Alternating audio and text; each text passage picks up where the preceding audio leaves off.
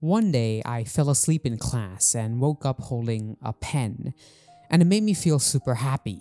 Like the fact that this pen was there, something separate from me, something that I can never know like how I know myself sensuously, made me feel so warm inside that I wanted to literally laugh out loud. A classmate saw me and asked me why I was smiling like an idiot, and I told her, "This is so cool." She didn't ask me if I was high, though. Maybe that's because we don't speak English on a daily basis and instead only asked me, "Ni enda kalurichenlo." It kind of made me feel sad how she didn't get it. Why can't somebody just wake up and feel happy that they're holding an object outside of themselves? Why is it so bizarre to be so sincere about something? Anyway, this is kinda like the sincerity I sense in the ever so iconic Jojo's Bizarre Adventures, written by the real-life Dorian Gray Hirohiko Araki. Jojo's is a series that can be explained just about as accurately by recounting certain weird, isolated moments and instances out of context as you could by literally summarizing the plot. A man who looks like he shouldn't be 10 miles near a school campus ferociously assaults a cherry with his tongue. A man eats a dish from a special restaurant and in a fit of ecstasy, scratches a chunk of dead skin out of his neck. A group of teenage Italian gangsters dance in front of a man's head carried by a fishhook on a yacht as a form of torture. If you've been on the internet, you already know of all this and then some, even if you haven't seen or read the series itself. Memes and irony go hand in hand with JoJo's. They're widely cited as the primary reason why it is as popular as it is. In fact, the official subreddit for JoJo's is only leading by 300,000 members compared to the JoJo's meme subreddit, which, yes, although 300,000 members is a lot, this is unprecedented even when compared with newer titles and fandoms which are way more popular today. JoJo's, due to its self-proclaimed bizarre nature, is congenitally memeable and nurtures irony in its very marrow. But I've always rolled my eyes when people insinuate that JoJo's is only as funny or interesting because of the memes. Don't get me wrong, I love the memes, but I think that to say that JoJo's is only conducive to memes and jokes is sort of missing the point entirely. Of course, I don't claim to be the single arbiter of the point. All I'm merely suggesting is this. JoJo's Bizarre Adventures is not bizarre. JoJo's Bizarre Adventures is not bizarre. Let's take the torture dance itself as a starting point. I first encountered the scene on YouTube, perhaps months before I even started watching JoJo's. I didn't know anything about what I was looking at except for the fact that it was that weird gay anime people always memed about on the internet. But of course that did not matter as I stared at my screen, baffled, but in awe of the pretty colors, crisp animation, and my total inability to guess the context of what was going on. And indeed, after watching the series, I still have no idea. They never do it again in the rest of Golden Wind, nor do they ever discuss why they even did so. It truly is a bizarre moment, even for JoJo's. Perhaps adding to the bizarreness is how this almost 2-minute sequence is just 4 panels in the original manga. Why did David Production feel this moment to be so important as to adapt it in such an overly detailed way? Although when you think about it, all the bizarre moments in JoJo's can also be asked the same question. Why is there a random dude who thinks he's an alien, and why the hell is it still left ambiguous if he is one or not? Why is the backstory of the main villain of Part 4 the fact that he had a boner when he saw Mona Lisa's hands when he was a child? Why did Cars play Lisa Lisa's leg like a guitar?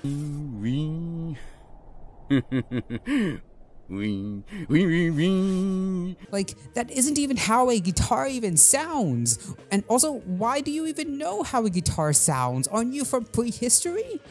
What are you doing? However, the bizarreness of JoJo's isn't its randomness. Nothing in the series feels particularly random. Araki does indeed incorporate everything well into his world building, that everything within his bizarre world stays consistently bizarre. So, what on earth is really going on here? Well, the song, which Narancia puts on right before they break into the death cult ritual torture dance, is officially called Canzoni Preferite by Daisuke Hasegawa and Yugo Kano, which the old gods of Google Translate tell me means favorite songs. Favorite songs. It isn't exactly an original song, but a readaptation or reworking of a Prince track from his album The Golden Experience, titled P Control. And yes, I'm monetized now, so I won't be saying that word. Capitalism sucks. Anyway, Prince is a very interesting person to add into this equation because Araki had always intended the scene to be a nod at Prince.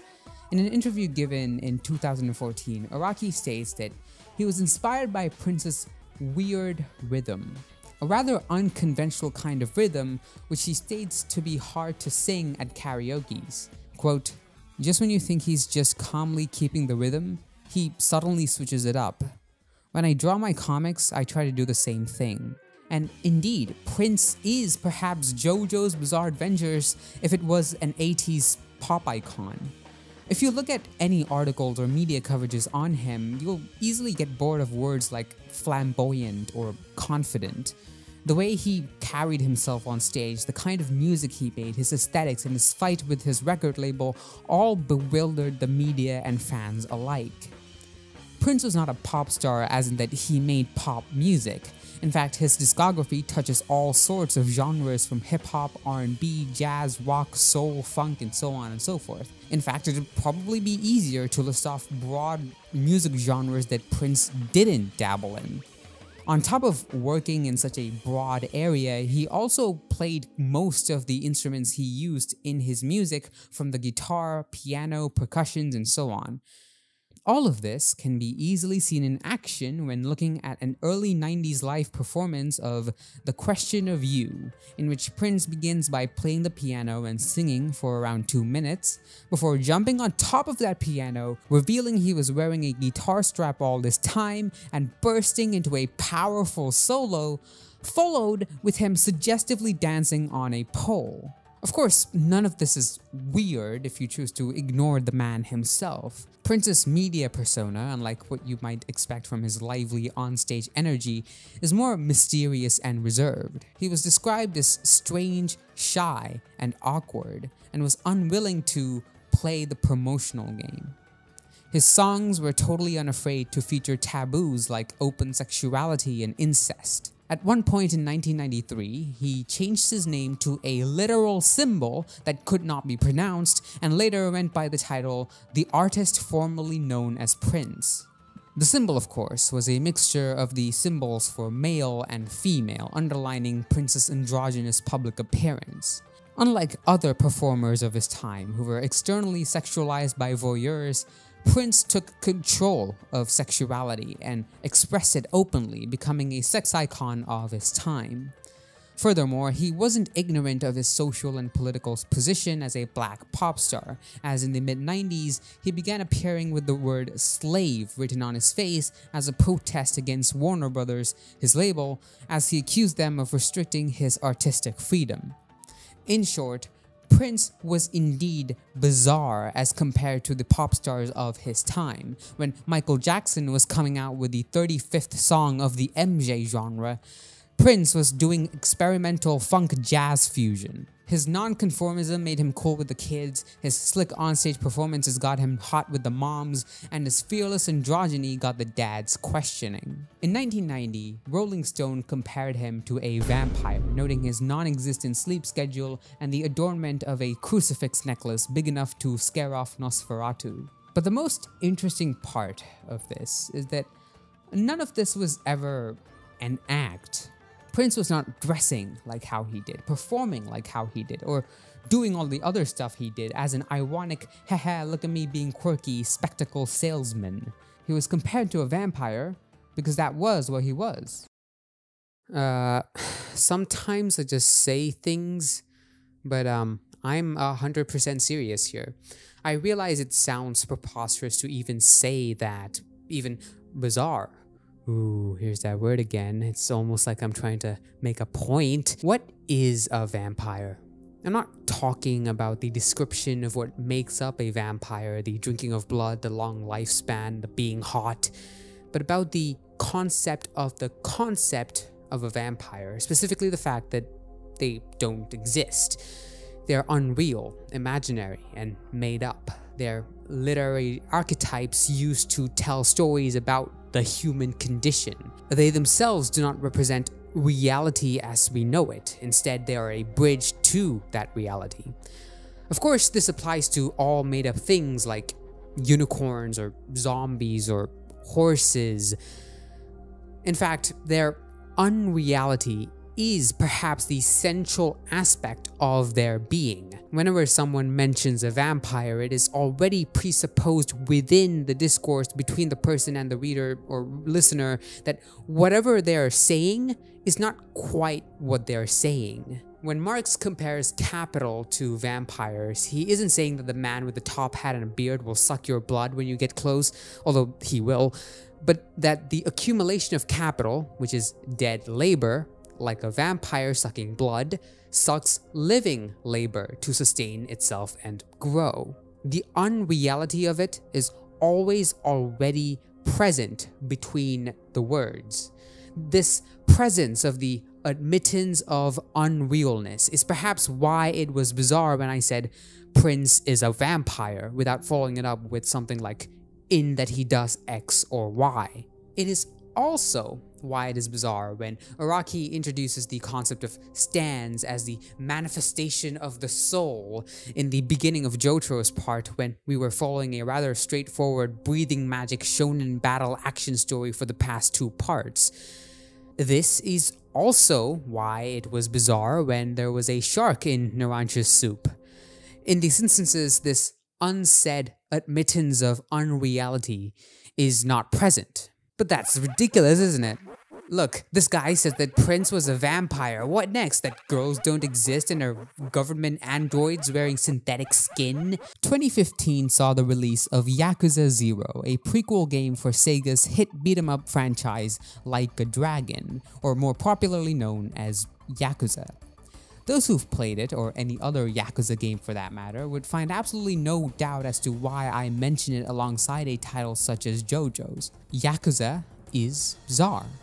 Although at face value it may seem to be a melodramatic action drama surrounding the members of the Yakuza circling common yet powerful themes of brotherhood, trust and betrayal, heroism, growth, morality, and so on. But again, if you know about Yakuza but haven't played it, what you know is probably that one self-serious, sad Japanese song being sung by a tough-looking man in a suit who doesn't look like he'd frequent a karaoke bar alone. Yakuza, like Jojo's, has a massive internet base of memes, and this is because of its myriad of bizarre moments that, again, like Jojo's, aren't random, but simply bizarre due to how unreal or abnormal it is. Unlike Jojo's, though, which is at the end of the day a multi-generation spanning fantasy battle shonen, Yakuza is a semi-open world RPG set in a fictional district called Kamurocho, which is directly based on Tokyo's red light district, Kubikicho, and which does not let you beat up civilians in the street in order to avoid ludonarrative dissonance. The world of Yakuza is pretty much our world, and that's exactly why someone like Kiryu or Majima breaking into a soulful karaoke or an enthusiastic dance number at the club seems so bizarre. Kiryu is an orphan who, following his role model and father figure, a highbrow mafia leader, joins the Yakuza and ends up having to go to war with it due to circumstances and witnesses some of the darkest things man can be driven to do. Kiryu is also the super serious macho man who loses his shit while pocket circuit racing. Goro Majima, our deuteragonist in Yakuza 0, is an ex-Yakuza who is in exile from the family after getting directly tortured for days on end, resulting in him losing his eye, his rank within the family, his power, and pretty much his entire life. Goro Majima is also the man who does a roller skates idol performance of 24-Hour Cinderella and pretends to be a hostess named Goromi to fight Kiryu, his frenemy. In fact, that 24-Hour Cinderella's performance is perhaps one of my favorite moments in all of art. Keep in mind, this is a game about Japanese mafia men which does not allow you to strike a citizen because that is not something Majima or Kiryu would do. At the same time, what it does allow is Majima's 24-Hour Cinderella and Kiryu's helping of a newbie dominatrix to be sadistic enough for her clients. These are things that these characters will do. And I just think that's fucking beautiful. We are the hollow men. We are the stuffed men, leaning together, headpiece filled with straw, alas. Our dried voices, when we whisper together, are quiet and meaningless as wind in dry grass, or rat's feet over broken glass in our dry cellar. T.S. Eliot wrote The Hollow Men, reflecting on the hollowness, the lack of life in the jaded and detached post-World War I populace. Now, although there are probably thousands of words to be said about how and why T.S. Eliot characterized the post-war culture as hollow, I won't be saying them. I first encountered the poem from Haruki Murakami's novel Kafka on the Shore, in which the main character, Kafka Tamura, and one of the workers at a high-end library named Oshima, talk about how people without imagination are the scariest things you can encounter in this world. People cannot imagine anything outside of what is, who cannot accept what isn't normal, and are convinced of the common perception of the world as being the correct one. I love that section of the book where they discuss this subject. One, because I find it very endearing, the kind of relationship Kafka and Oshima have. Often we see Kafka almost think out loud and just blurt things out in the very same terms that he uses in his internal monologue, and Oshima almost always just gets it. They always talk about something specific and cultured, like classical music or poems, but both of them know that what they're really talking about is something entirely different. I don't know, I just kind of yearn for that kind of communication with somebody. Because, two, we are the hollow men. More than any period in history, it is today the imagination and sincerity is lacking in the general populace. Go outside and pick a random person under the age of 30 and ask them if they really care about anything. Chances are, aside from some stock answers like family or friends, you'd find a surprising amount of people will find it hard to answer you. We are the hollow men. We are the stuffed men. The proletariat is too busy engaged in hustle culture and trying to climb the ladder. The middle class is drowned in its own apathetic bodily secretions, and the powers that be never really cared about anything, now did they? Shape without form, shade without color, paralyzed force, gesture without motion. Those who have crossed with direct eyes to death's other kingdom remember us, if at all, not as lost, violent souls, but only as the hollow men, the stuffed men. This is why the Sigma male muscle macho man who will outman everyone in a given room, performing 100% genuine rendition of 24-Hour Cinderella on roller skates while dressed like this, is such a huge deal. Majima is not a hollow man. He has all the right to be one, after going through all the stuff that he did, after witnessing Makoto Makimura's tragedy, after having the world and the people around him show little to no interest in him except for the bad kind of interest. And yet, this. Our Yakuza protagonists, both Kiryu and Majima, are deeply abnormal in Foucault's terms. They are criminals. Their existence is exactly what defines normalization, or what it is to be normal in our society. The normal is exactly what they, the abnormal, aren't. Normal men don't do back-breaking suplexes on biker gangs in broad daylight. Normal men don't cross-dress. Normal men aren't batshit crazy and aren't called the mad dog of Shimano.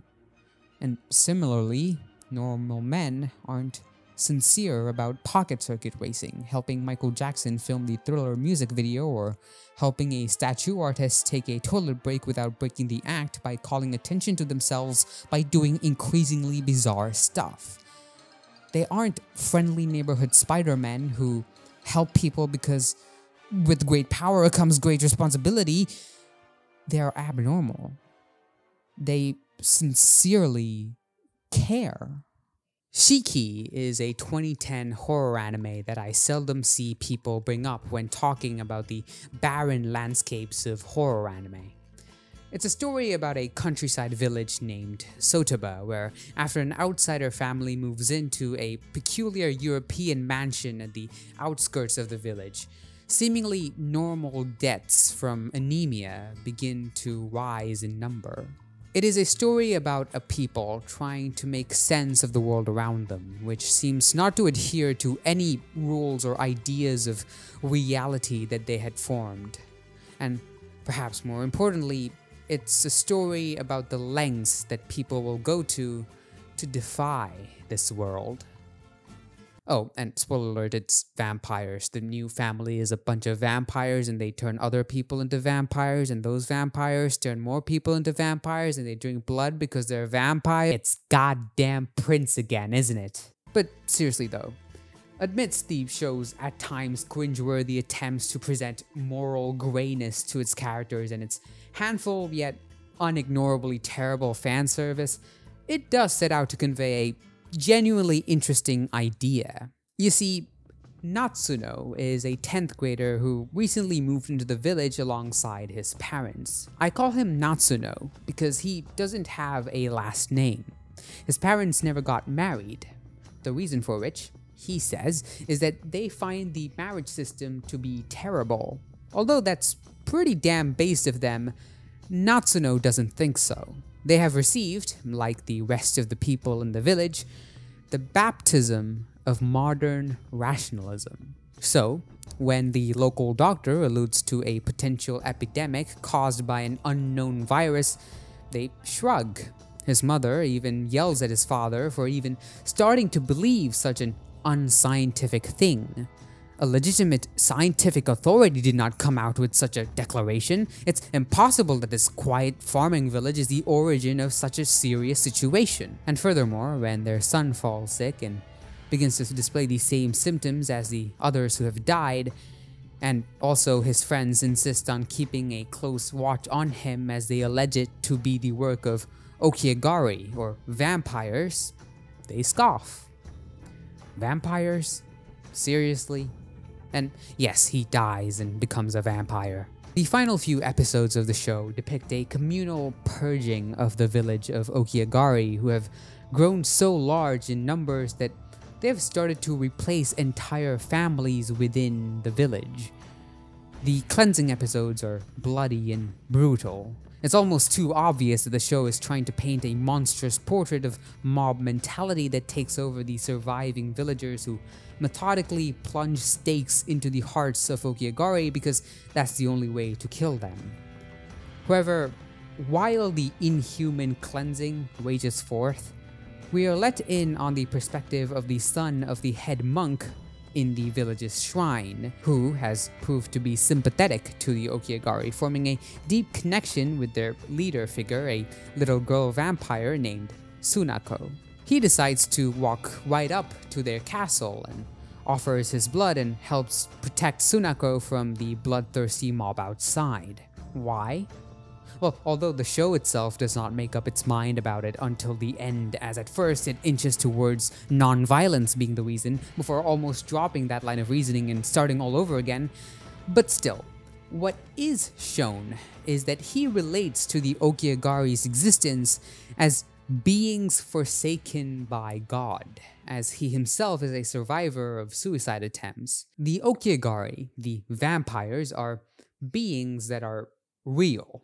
They exist, and yet they mustn't. Like Natsuno's parents, their existence cannot be taken seriously.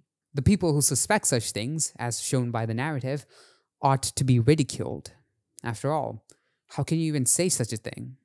It's bizarre. In Michel Foucault's The Order of Things, the final boss of all bald philosophers essentially argues that even the most widely accepted, commonly held as self-evident and true suggestion that scientific knowledge is universally true is in fact not quite the case.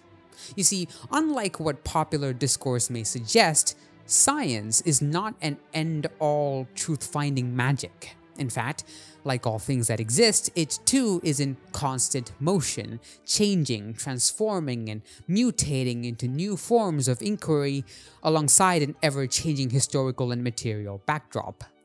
It is, like all forms of human thought and activity, a socially founded phenomenon, a social construct. Those who do science are people who emerge from their own particular historical condition, which shape them and their thinking, and thereby imminently affect what is studied, what isn't, and what is willfully ignored. In way simpler terms, even science is not immune to historically developed ideology and way of thought. It too works in hierarchies, privileges, and stratifications. It too is as close-minded, biased, and ignorant as the people and the dominant way of thought of a given historical epoch is.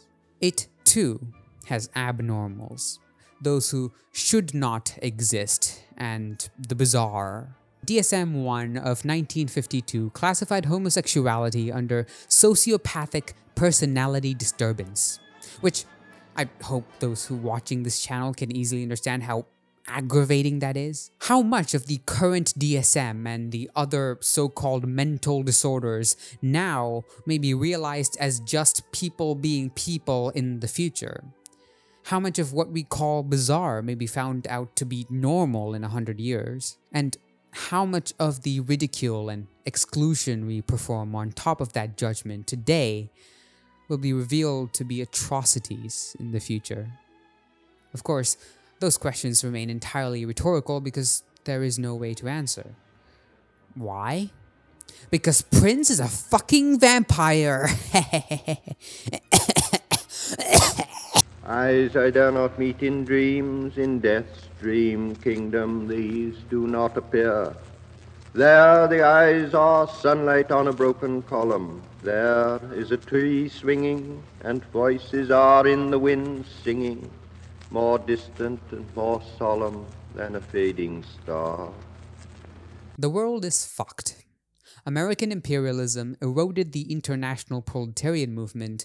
Hyper-focused, profit-motivated globalist expansion has basically led the planet to be its own grave, and people just seem to not care about anything at all to even begin to think about changing things because we are so caught up in the endless engagement parasite platforms of the ever-expanding information dumpster that is the internet. But the worst part is, I don't even have to tell you all this. You know this. Your mother knows this. The people in power know this. Hollywood knows this. Goddamn Bill Gates knows this. We're all aware of the systems of ideology and control that design our very world. If you've seen any of my previous videos where I dip my fingers into postmodern thought, or know anything about postmodernism in general, you already know about all the stuff about science being a social construct and about being doubted. None of this is mind-breaking analysis. We know very well, but nevertheless, we continue to participate. This fetishism disavowal, this ignorant non-ignorance, is in fact steeped in the main villain of this video. It's been there between and behind every utterance of the bizarre and the unusual, behind every description of gay vampires and 24-hour Cinderellas. An ironic detachment from sincere knowledge of how things are, a cynicism of the heart. This is what Slavoj Zizek posits to be the foundation of all ideology. Quote, in the most sophisticated versions of the critics of ideology, that developed by the Frankfurt School, for example, it is not just a question of seeing things, that is, social reality as they really are, of throwing away tile-distorting spectacles of ideology. The main point is to see how the reality itself cannot reproduce itself without this so-called ideological mystification. The mask is not simply hiding the real state of things. The ideological distortion is written into its very essence. In other words, to satirize the status quo, to cynically quip about, oh, capitalism, am I right, is itself the very way in which we reproduce the status quo. Mark Fisher in Capitalist Realism stated how, quote, the film performs our anti-capitalism for us, allowing us to continue to consume with impunity. The role of capitalist ideology is not to make an explicit case for something in the way that propaganda does, but to conceal the fact that the operations of capital do not depend on any sort of subjectively assumed belief. Like film, irony itself performs our anti-establishment for us, allowing us to continue to participate with impunity. The problem is that I think we've got used to a kind of satire which essentially placates the court. You do a nice dissection of the way things are in the orthodox elite, and lo and behold, you get slapped on the back by the orthodox elite who say, jolly good, can you do us another one? That's not what it's about. It does not matter how you meme about living in a society, or how memeing on the internet is weird, or make a post-ironic shitpost about Jojo's being weird. You're still doing it. Your true intentions may not be to support such attitudes that repress the expression of the unusual and the queer, but that doesn't matter because you're still doing it. Ironic detachment itself is like a forest fire gone out of control. It encroaches on all forms of expression and articulation. It kills sincerity and passion until all that's left is pure white ash. It is the incurable spiritual pestilence that turns men hollow. Let me be no nearer in death's dream kingdom. Let me also wear such deliberate disguises, rat's coat, crowskin, crossed staves, in a field, behaving as the wind behaves, no nearer. Not that final meeting in the twilight kingdom. At the end, Sunako finds herself in a church where she is pursued into by a scary-looking bearded man who, as he chokes her, screams about how there are rules in this world and those rules must be followed. Obviously alluding to her very existence as an Okiagari, something that should not exist, at least according to what modern reason dictates. But right before he snuffs out the final remnant of the bizarre, of that which does not abide by the rules of the world, and that which should not exist, something strikes him from behind. Standing there, drenched in blood, both his own and that of the man he killed, is the young monk. Slouched down, filled with regret and loathing for her own existence, the girl states, those who have been forsaken by God shouldn't live. She will stay there in that burning church she's decided. She begs the monk to stay there with her. But instead of joining her, he extends his hand and reveals a realization that had struck him. God is always silent, and his silence has nothing to do with life or death. Elsewhere, fleeing a forest fire caused by the relentless cleansing that will eventually engulf the whole village, drenched in blood, the doctor ponders whether this means he's lost. Against who? A fellow villager asks. With a scoff and a cynical cigarette in his mouth, he says, さあ、誰だろう。 What he did in his ruthless pursuit of correcting what he deemed wrong, of purging the world of what is, but shouldn't be according to reason, was simply to burn everything down. He is the hollow man, and the world he has left in his wake is itself a dead one. This is the dead land. This is cactus land. Here the stone images are raised. Here they receive the supplication of a dead man's hand under the twinkle of a fading star. And in this pursuit, what is robbed from him, no, what he has sacrificed, is his village, his reputation, his humanity, and even his own wife, whom, after turning into an Okigari, which he himself intentionally let happen, is heartlessly studied, tested, tortured, and finally killed by him in order to learn more about what the Okigari are. Waking alone at the hour when we are trembling with tenderness, lips that would kiss form prayers to broken stone. Deadpool and Wolverine is a high-budget superhero comedy celebrity show-off nostalgia feast that came out this year. It was not good. To be fair, I like Ryan Reynolds and I think he can be funny, and I do think he genuinely likes playing Deadpool. This film would not have been made if it were not for him and others like him. But like, it's also the most viciously ironic nothing burger of all time. In the opening section, Deadpool, in all his fourth wall breaking hideousness, jokes about how Disney and Fox fought for rights to Deadpool and then Fox lost in the copyright corporate shenanigans. So funny. Anyway, now watch me kill people by stabbing them in the dick. Watching it, engaging with such soulless irony, genuinely felt like drinking a gallon of toxic waste.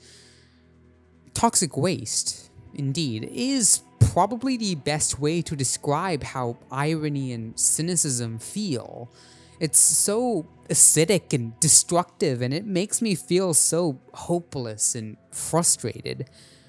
If you've been on Twitter in the past few months, God have mercy on your soul, especially within circles discussing either MCU movies or blockbusters in general, or even AAA games, you've probably heard people complain about a kind of weird corporate faux self-awareness humor that's been plaguing all high-end media.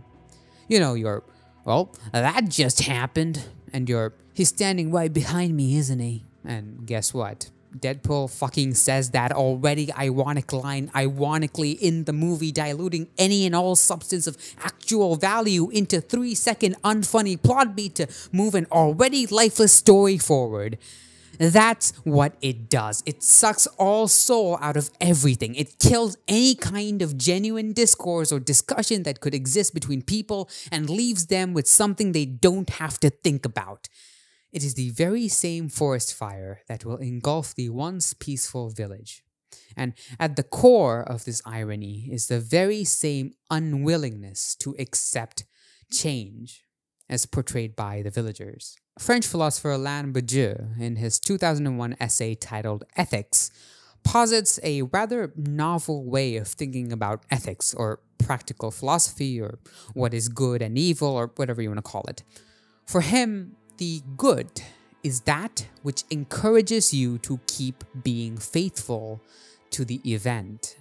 The event, in turn, is an unpredictable and complete rupture from the state of the situation or the status quo, the establishment. And in this event exists what Badiou calls truth.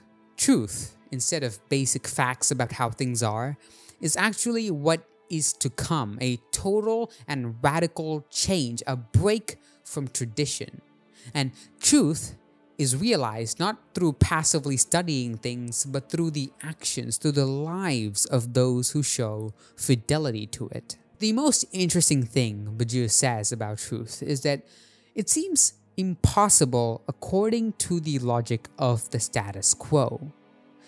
There's no way that's true. There's no way the earth is not the center of the universe. There's no way that we're not the sons of God. There's no way that human sexuality is more complicated and fluid than blue and pink.